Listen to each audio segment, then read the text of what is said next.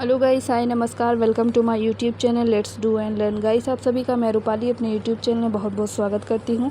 और आज हम यहां पर बात करने वाले हैं न्यायपालिका के बारे में। तो न्यायपालिका में बहुत सारे क्वेश्चंस आपके जो एसएससी एग्ज़ाम है और साथ ही साथ जो यूपीएसएससी पेट एग्ज़ाम होने वाला है, जो कि अक्टूबर लास्ट में होगा पेट एग्ज़ाम। तो जो लोग भी पेट एग्ज़ाम की प्रिपरेशन कर रहे हैं उन सभी के लिए ये वीडियो इंपॉर्टेंट है। साथ ही साथ एसएससी पेट इन दोनों के लिए ही जो है यहाँ पर मैं वीडियो बना रही हूँ। तो आप सभी के लिए वीडियो इंपॉर्टेंट है। प्लीज़ वीडियो को अंत तक ज़रूर देखें और आप सभी से हाथ जोड़कर रिक्वेस्ट है कि प्लीज़ आप सब चैनल को सब्सक्राइब करें और हमारा भी सपोर्ट करें। थैंक यू, आपका बहुत बहुत धन्यवाद होगा। आइए चलते हैं न्यायपालिका के बारे में डिस्कस करते हैं। और सबसे पहले देखते हैं कि इसमें ऑफलाइन जो क्वेश्चंस आए हैं तो वो क्या है। तो पहला क्वेश्चन है यहाँ पर, भारत के संविधान की व्याख्या करने का अंतिम प्राधिकार किस संस्था को है। आंसर होगा भारत का उच्चतम न्यायालय। नेक्स्ट क्वेश्चन है, अधीनस्थ न्यायालयों का पर्यवेक्षण कौन करता है। इसका आंसर होगा उच्च न्यायालय। आइए अगले क्वेश्चन की ओर चलते हैं। अगला क्वेश्चन है ऑफलाइन क्वेश्चन और ये पूछता है कि औपनिवेशिक भारत में एक संघीय अदालत की स्थापना के अधिनियम के अंतर्गत की गई थी। पहला ऑप्शन 1919, दूसरा 1935, तीसरा 1892 और चौथा 1909। आंसर इसका होगा 1935, ऑप्शन नंबर बी यहाँ पर सही उत्तर होगा। आइए थोड़ा सा इसको हम डिटेल में समझते हैं। तो भारत शासन अधिनियम 1935 में भारत में एक संघीय अदालत की स्थापना का प्रावधान किया गया था और इसके अनुरूप वर्ष 1937 में भारत में एक संघीय न्यायालय की स्थापना की गई, जो नई दिल्ली में की गई। और भारत में वर्ष 1950 में उच्चतम न्यायालय की स्थापना होने तक यह संघीय न्यायालय कार्यरत रहा। आइए अगले क्वेश्चन की ओर चलते हैं। क्वेश्चन नंबर 2 ये कहता है, भारत के मुख्य न्यायमूर्ति का नाम सोली सोराबजी, दूसरा है सरोज होमी कपाड़िया, तीसरा है के जी बालाकृष्णन और चौथा है Mukul Rohatgi. Option number B यहाँ पर सही है, सरोज होमी कपाड़िया। अगले क्वेश्चन की ओर चलने से पहले थोड़ा सा इसको डिटेल में जान ले। प्रश्नकाल में भारत के मुख्य न्यायमूर्ति सरोज होमी कपाड़िया थे। उन्होंने 12 मई 2010 को देश के 38वें मुख्यमंत्री के रूप में पदभार ग्रहण किया और 4 जनवरी 2017 तक जगदीश खेहर भारत के 44वें मुख्य न्यायाधीश थे और इनका कार्यकाल 27 अगस्त 2017 तक ही था। अगले क्वेश्चन की ओर चलते हैं। अगला क्वेश्चन है यहाँ पर, भारतीय उच्चतम न्यायालय के न्यायाधीशों की नियुक्ति कौन करता है। राष्ट्रपति, मुख्य न्यायाधीश, प्रधानमंत्री या मंत्रिपरिषद। सही आंसर होगा ऑप्शन नंबर 1, राष्ट्रपति। आइए थोड़ा सा डिटेल में जानते हैं। तो भारत के संविधान के अनुच्छेद 124(2) के अनुसार उच्चतम न्यायालय के और राज्यों के उच्च न्यायालयों के ऐसे न्यायाधीशों से परामर्श करने के पश्चात जिनसे राष्ट्रपति इस प्रयोजन के लिए परामर्श करना आवश्यक समझे, राष्ट्रपति अपने हस्ताक्षर और मुद्रा सहित अधिपत्र द्वारा उच्चतम न्यायालय के प्रत्येक न्यायाधीश की नियुक्ति को करेगा। आइए अगले क्वेश्चन की ओर चलते हैं। अगला क्वेश्चन है, मध्य प्रदेश के उच्च न्यायालय की पीठ स्थित है कहाँ पर। भोपाल, जबलपुर, ग्वालियर या इंदौर। आंसर सही होगा Jabalpur, option number B, Jabalpur में स्थित है। अगले क्वेश्चन की ओर मूव करते हुए अगला क्वेश्चन है यहाँ पर, सर्वोच्च न्यायालय के न्यायाधीश किस आयु में सेवानिवृत्त होते हैं। 60 वर्ष, 62, 64 या 65। आंसर होगा 65 यानी 65 ईयर की एज में। ऐसा संविधान के 124(2) के अनुसार यहाँ पर लिखित है। अगले क्वेश्चन की ओर चलते हैं। अगला क्वेश्चन है, उच्चतम न्यायालय के न्यायाधीश किस आयु तक अपने पद पर बने रह सकते हैं। तो यहाँ जो सही आंसर है अभी आपने यहाँ पर रीड किया, 65 वर्ष यहाँ पर अधिकतम आयु सीमा है। अगले क्वेश्चन की ओर चलते हैं। अगला क्वेश्चन है, उच्चतम न्यायालय के मुख्य न्यायाधीश की वार्षिक आयु क्या है। तो सबकी यहाँ पर 65 वर्ष ही है, ये आप ध्यान रखेंगे। उच्चतम न्यायालय के मुख्य न्यायाधीश की भी क्या है, 65 ईयर है। चारों ऑप्शंस में से ऑप्शन नंबर सी ही यहाँ पर राइट आंसर होगा। अगला क्वेश्चन है यहाँ पर, निम्न में से कौन सी रिट ऐसी है जो केवल किसी सरकारी पदाधिकारी के विरुद्ध लागू की जा सकती है। पहला है बंदी उपस्थापन, दूसरा है परमादेश, तीसरा है निषेध और चौथा है उत्प्रेषण। तो यहाँ राइट आंसर होगा ऑप्शन नंबर बी, परमादेश। परमादेश रिट केवल किसी सरकारी पदाधिकारी के विरुद्ध लागू की जा सकती है। परमादेश की मांग ऐसे किसी भी सरकारी प्राधिकारी के विरुद्ध की जा सकती है जो अपने लोक या सांविधिक कर्तव्य या दायित्व के पालन में चूक या इनकार करता है। आइए अगले क्वेश्चन की ओर चलते हैं। अगला क्वेश्चन है, भारतीय संविधान का अंतिम व्याख्याता है केंद्रीय मंत्रिमंडल, राष्ट्रपति, उच्च न्यायालय या फिर सर्वोच्च न्यायालय। आंसर होगा सर्वोच्च न्यायालय, ऑप्शन नंबर डी यहाँ पर सही उत्तर होगा।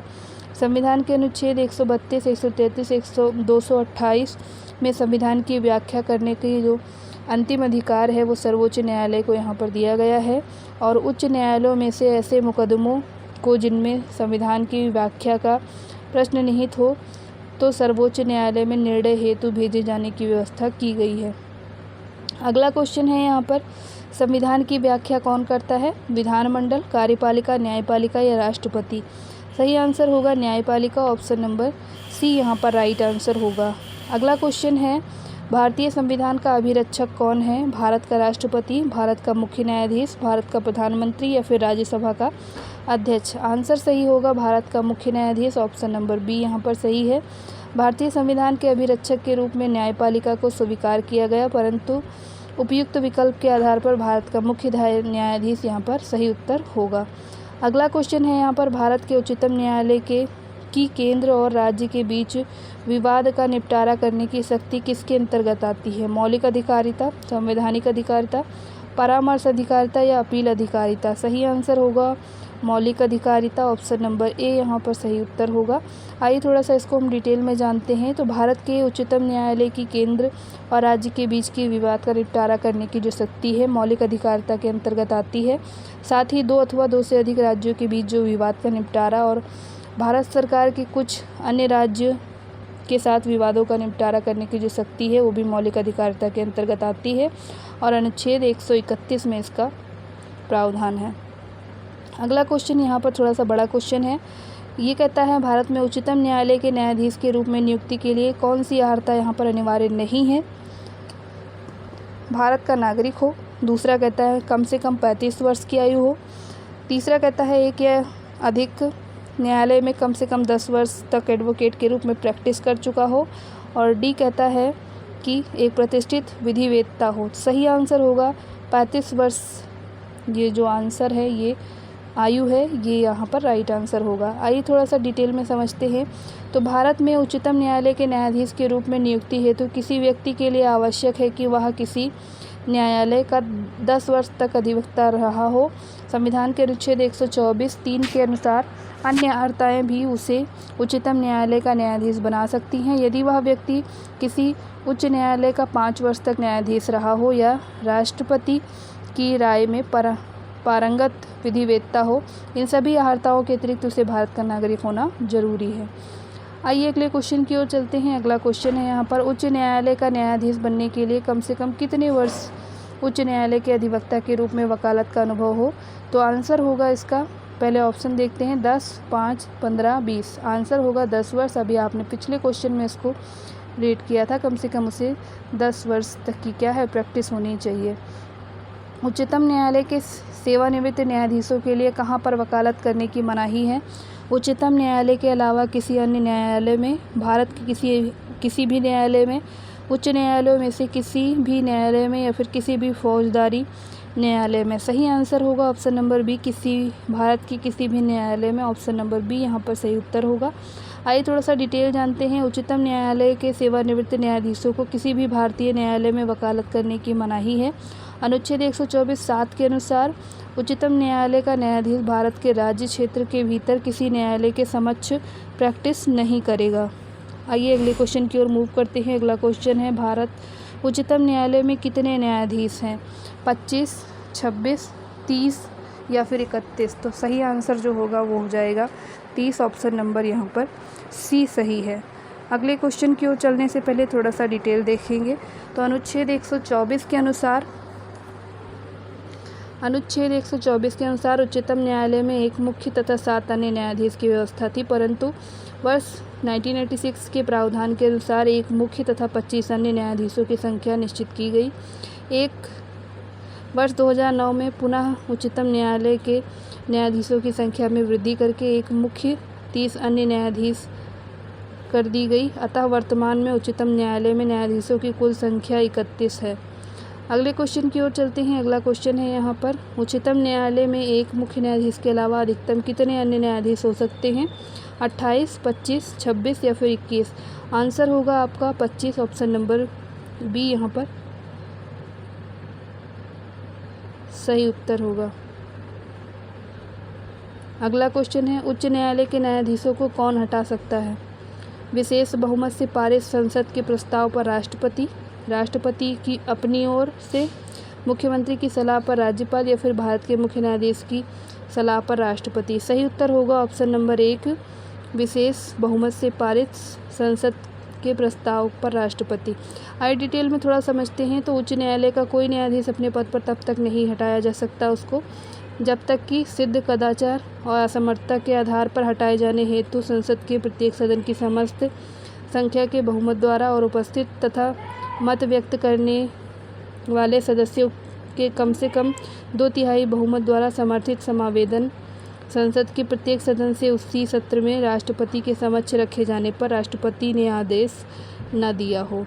अगले क्वेश्चन की ओर चलते हैं। अगला क्वेश्चन है, उच्च न्यायालय के सेवानिवृत्त न्यायाधीशों को वकील के रूप में काम करने की अनुमति नहीं होती। उच्चतम न्यायालय में, भारत के किसी न्यायालय में, उच्च न्यायालय में या फिर उच्च न्यायालय में जिससे वह सेवानिवृत्त हुआ है? ऑप्शन नंबर डी सही होगा, उच्च न्यायालय में जिससे वे वो सेवानिवृत्त हुआ है, और ऐसा अनुच्छेद 220 के तहत यहाँ पर उपबंध है। अगला क्वेश्चन है यहाँ पर, राज्य के लिए एक निर्वाचन याचिका का निर्णय करने का अधिकार किसको है?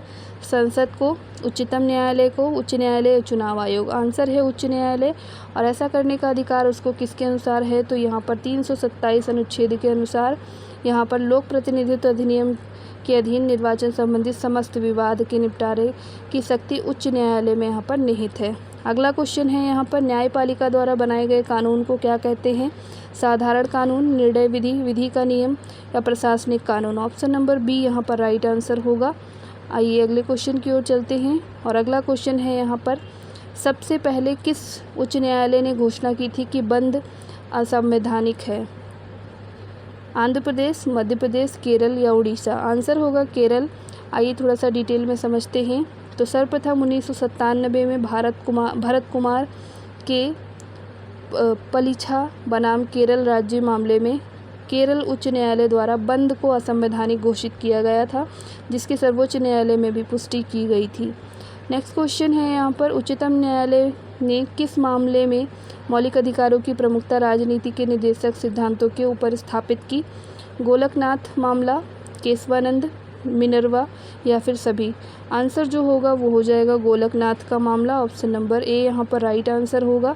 आइए अगले क्वेश्चन की ओर चलते हैं। अगला क्वेश्चन है, निम्नलिखित में से मूल अधिकारों का संरक्षक कौन है? विधायिका, कार्यपालिका, राजनीतिक दल या न्यायपालिका? आंसर है न्यायपालिका। और अगले क्वेश्चन की ओर चलते हैं। अगला क्वेश्चन है यहाँ पर, उच्च न्यायालय में अपील की जा सकती है यदि सत्र न्यायालय ने दंड दिया है 1 वर्ष या अधिक, 2 वर्ष या अधिक का, 3 वर्ष या अधिक का या 4 वर्ष या अधिक का? यहाँ पर आंसर सही नहीं दिया था, इसलिए हम नोट्स की ओर चलेंगे। तो यहाँ पर क्रिमिनल प्रोसीजर कोड की धारा 374(2) के अनुसार सत्र न्यायालय द्वारा 7 वर्ष से अधिक का दंड दिए जाने पर उच्च न्यायालय में अपील की जा सकती है। अगले क्वेश्चन की ओर चलते हैं। अगला क्वेश्चन थोड़ा सा बड़ा क्वेश्चन है, ध्यान से रीड करेंगे। उच्च न्यायालय के न्यायाधीशों को उनका कार्यकाल समाप्त होने से पहले ही अक्षमता और सिद्ध कदाचार के आधार पर उनके कार्यकाल में किसके द्वारा हटाया जा सकता है? पहला ऑप्शन भारत के मुख्य न्यायाधीश, दूसरा है उच्च न्यायालय के मुख्य न्यायाधीश, तीसरा है संसद के दोनों सदनों की सिफारिश पर राष्ट्रपति, और डी कहता है विशेष बहुसंख्या सहित संसद के दोनों सदन। सही आंसर होगा ऑप्शन नंबर सी, यहाँ पर संसद के दोनों सदनों की सिफारिश पर राष्ट्रपति। और ये कितने बहुमत से होगा? तो ये 2/3 बहुमत से होगा।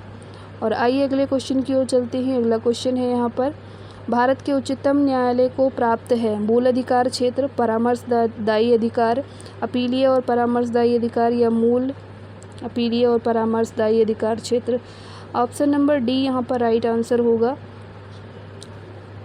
आइए थोड़ा सा डिटेल समझते हैं। तो भारत के उच्चतम न्यायालय को मूल अनुच्छेद 331, अपीलीय अनुच्छेद 132 और परामर्शदायी अधिकार क्षेत्र अनुच्छेद 143 प्राप्त है। वह भारत सरकार और यह एक से अधिक राज्यों के बीच का विवाद या अन्य मामलों में मूल अधिकारिता रखता है।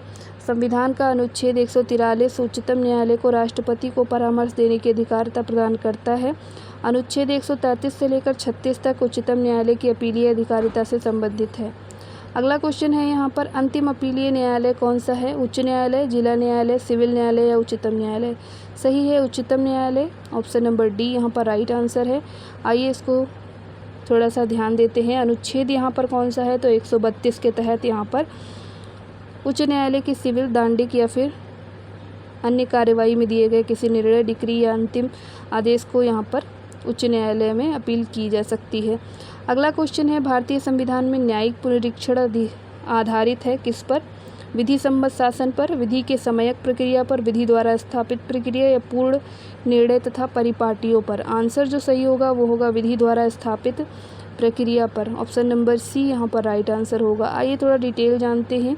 तो भारतीय संविधान में न्यायिक पुनरीक्षण विधि द्वारा स्थापित प्रक्रिया पर आधारित है और संविधान के अनुच्छेद 137 के तहत संसद द्वारा बनाई गई किसी विधि या अनुच्छेद 145 के अधीन बनाए गए नियमों के उपबंध के अधीन रहते हुए उच्चतम न्यायालय को अपने द्वारा सुनाए गए निर्णय या दिए गए आदेश का पुनर्विलोकन करने की शक्ति प्राप्त है। उच्चतम एवं उच्च न्यायालय किसी प्राधिकारी द्वारा मूलाधिकारों के उल्लंघन के निर्णय या आदेश का भी न्यायिक पुनरावलोकन यहाँ पर कर सकता है।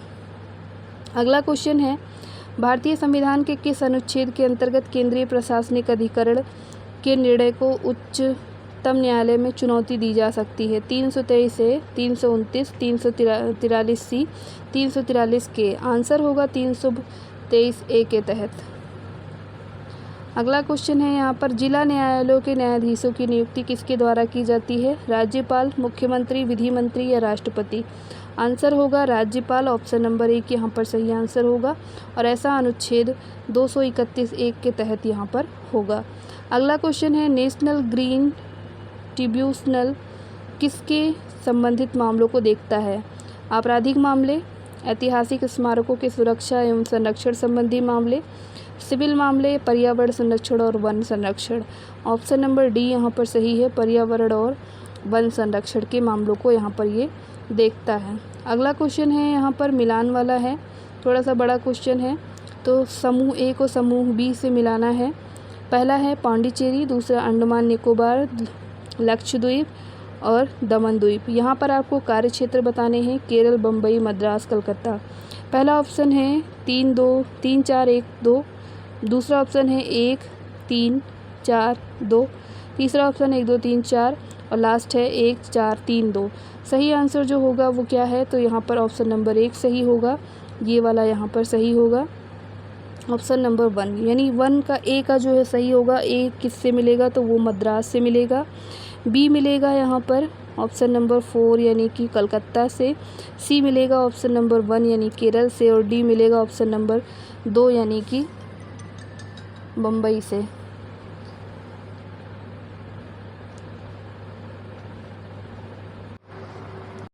आइए थोड़ा डिटेल समझते हैं इसको। तो पांडिचेरी, वर्तमान पुडुचेरी, मद्रास उच्च न्यायालय के कार्य क्षेत्र, अंडमान निकोबार द्वीप समूह कलकत्ता उच्च न्यायालय की अधिकारिता के अंतर्गत और लक्षद्वीप, केरल, दमन द्वीप, बम्बई उच्च न्यायालय के कार्य क्षेत्र में शामिल है। उम्मीद करती हूँ आपको आज की ये वीडियो पसंद आई होगी और आप सभी से हाथ जोड़कर रिक्वेस्ट है कि प्लीज़ चैनल को जरूर सब्सक्राइब करें। Thank you for watching. नमस्कार, जय हिंद।